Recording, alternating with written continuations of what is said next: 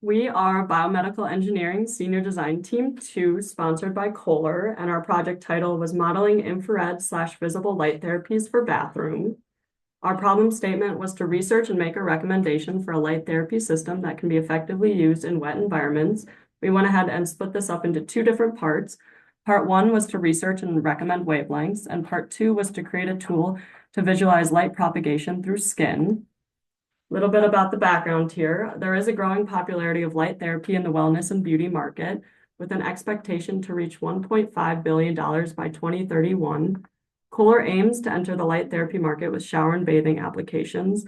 Our goal here is to help them aid and evaluate supplier products with a reduced need for multiple prototypes, as well as to enhance the device efficacy. All right, so looking at light transport theory, when the light interacts with the tissue, it gets absorbed, scattered, and refracted around in there. So what we're looking at specifically is absorbers such as melanin in the epidermis, hemoglobin in the blood and the dermis and subcutaneous fat layers, and as well as water. All right, and so the particular method we're using here is called the Monte Carlo method. And basically what that looks like is this process of hop, drop, and spin. So we'll launch these photons into the tissue and they'll hop to a new location before they scatter. Then they'll drop in energy due to absorption, and then they'll spin onto a new trajectory determined by the scattering and isotropy. All right, so our team developed a sort of app using MATLAB's App Designer to simulate these Monte Carlo simulations. And so looking at the first step here, we can input all of our Monte Carlo simulation parameters. So for example, our wavelength, we can select the skin tone here. We can select a location on the body, gender, as well as number of photons, and a file name. Then when we run the simulation, it can open up the second window to interpret those results. So that can have the same file name and the wavelength, as well as a different depth of water, target energies, source intensities, and exposure times, as well as different formats for displaying the output data.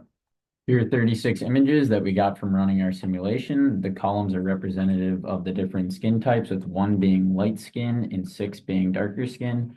At darker skin tones, there's more absorption in the epidermis, causing light not to penetrate into the deeper layers of skin.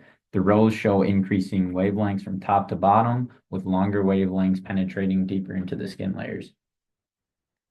Within this next results plot are 8 more simulated images to show the effects of body location and sex as they affect the skin layer thicknesses. For example, when looking at the simulation images for the forehead, the epidermis layer is thicker, causing less energy to reach into the deeper layers. Also, you can see females have a thicker dermis layer in the abdomen, causing more absorption into the dermis layer. Next, we have our accomplishments and future opportunities. So we went ahead and did a light therapy research and recommendation. We went ahead and recommended 630, 680, and 830 nanometers. We did an optical parameter calculation, a multi-layer Monte Carlo simulation, a user interface creation, and did a user guideline and testing. For future opportunities, we want to go ahead and modify and improve our skin model, simulate tissue heating, consider LED light effects, and adapt for shower and sauna applications. Lastly, we want to go ahead and give some acknowledgments. Thank you to Dr. Smize, Tara Brown from the Kohler Company, our advisors, Dr. Kirkpatrick and Dr. Yu, and additional help we had from the BME Senior Design Team 3.